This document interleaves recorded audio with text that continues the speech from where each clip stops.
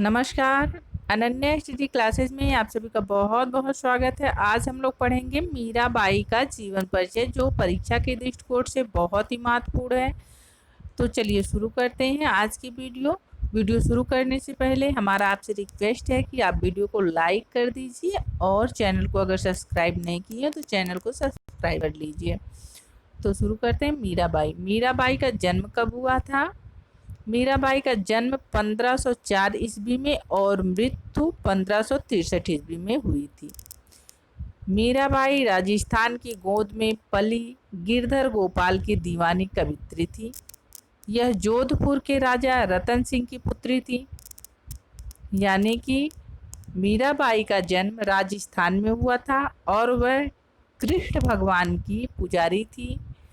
कृष्ण गिरधर गोपाल की दीवानी कवित्री थी और यह जोधपुर के राजा रतन सिंह की पुत्री थी तथा चित्तौड़ के राजा भोजराज की पत्नी थी।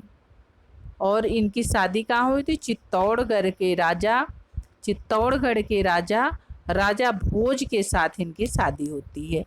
इनके ससुर यानी ससुर इनके थे राणा सांगा की मृत्यु के पश्चात देवर विक्रमादित्य के उत्पीड़न से तंग आकर मीरा वृंदावन चली गई। वहीं उनकी भेंट प्रसिद्ध कृष्ण भक्त जीव गोस्वामी से हुई। जब उनके ससुर जी राणा सांगा की मृत्यु हो जाती है, तब उनके देवर विक्रमादित्य के उत्पीड़न से मीराबाई जो है तंग हो जाती हैं, परेशान हो जाती हैं, तो वो वृंदावन चली जाती हैं और वहीं पे उनकी मुलाकात प्रसिद्ध कृष्ण भक्त जीव गोस्वामी जी से होती है। तत्पश्चात वे द्वारिका चली जाती हैं। इसके बाद वह द्वारिका चली जाती हैं और रणछोड़ जी के मंदिर में भगवान की मूर्ति के सम्मुख एकाग्र भाव से भजन कीर्तन करते हुए मीरा ने अपना शेष जीवन व्यतीत किया। सुमित्रा नंदन पंत ने मीरा जी को राजपुताने की मरुस्थल की मंदाकिनी कहा है। राजपुताने की मरुस्थल की मंदाकिनी कहा है सुमित्रा नंदन पंत जी ने। यह भारत के महत्वपूर्ण भक्तों में गिनी जाती हैं। मीराबाई भारत के महत्वपूर्ण भक्तों में गिनी जाती हैं और इनका गुणगान नाभादास, ध्रुवदास, मलुकदास और व्यासदास जी ने भी किया है।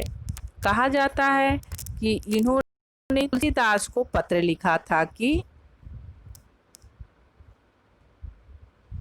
मेरे पारिवारिक लोग भजन कीर्तन से मना करते हैं। यानी कि उन्होंने तुलसी जी को पत्र लिखा और कहा कि मेरे परिवार के लोग मुझे भजन कीर्तन से मना करते हैं। इस पर तुलसी जी ने विनय पत्रिका का यह पद लिखकर मीराबाई को भेजा, जाके प्रिय न राम वैदेही तजिए ताहि कोटि सम यद्यपि परम स्नेही। मीराबाई माधुर्य भाव की कवित्री थी।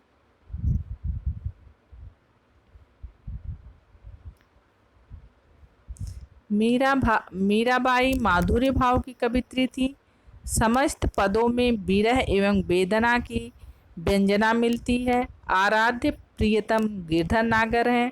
उनके आराध्य प्रियतम जो है गिरधर नागर हैं, जो निर्गुण के रूप में और कभी सगुण के रूप में हमारे मीराबाई के कुछ पदों में ब्रह्म के निर्गुण रूप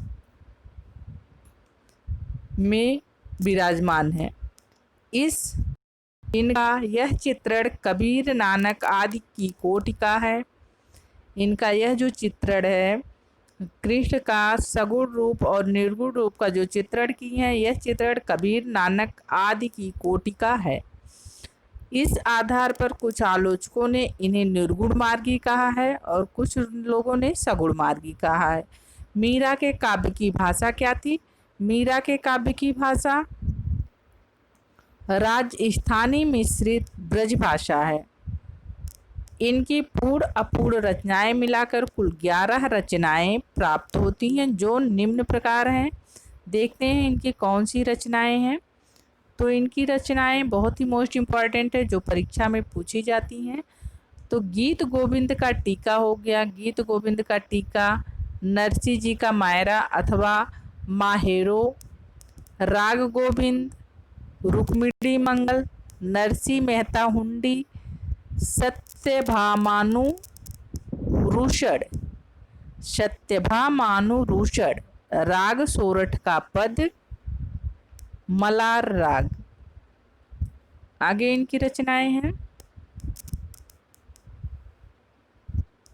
मीरा की गरवी, चरित्र स्फुट पद, ये मीराबाई की रचनाएं हैं।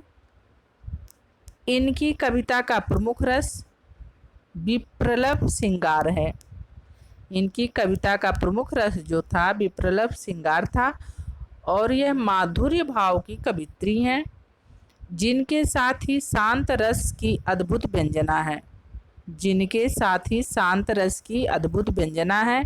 इनकी कविता में माधुर्य एवं दैन्य भाव अद्भुत व्यंजना के साथ प्रस्तुत हुए हैं।